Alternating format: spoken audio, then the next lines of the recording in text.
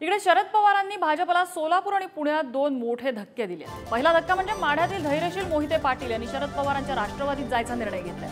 येत्या 2 दिवसात त्यांचा पक्षप्रवेश होणार आहे आणि आज धैर्यशील मोहिते पाटील यांनी शरद पवारांची भेट घेतली।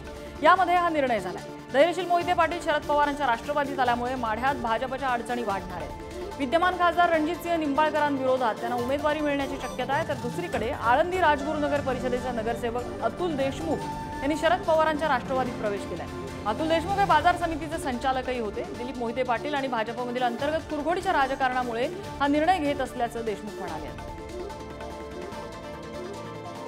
धैर्यशील मोहिते पाटील यांनी शरद पवारांची भेट घेतल्यानंतर काय प्रतिक्रिया दिली आणि शरद पवारांनी काय म्हटलं आपण बघूया।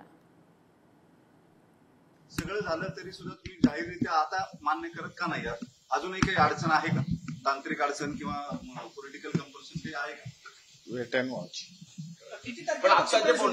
वेट अँड वॉच सगळ्या गोष्टी, वेट अँड वॉच। पण जी भाजपनं तुम्हाला डावललं त्याबद्दल काय? वेट अँड वॉच सगळ्या गोष्टी। उद्याच्या 16 तारखेला असेच सरकारी अशा पक्षामध्ये येत आहेत ज्यांचं नाव धैर्यशील मोहिते। हे आजच ते आता विसरून गेले। पक्षामध्ये अधिकृत येण्याचा कार्यक्रम त्यांचा 2 दिवसांनी आहे आणि आमचे अध्यक्ष जयंत पाटील यांच्या उपस्थितीमध्ये ते पक्षामध्ये येतील।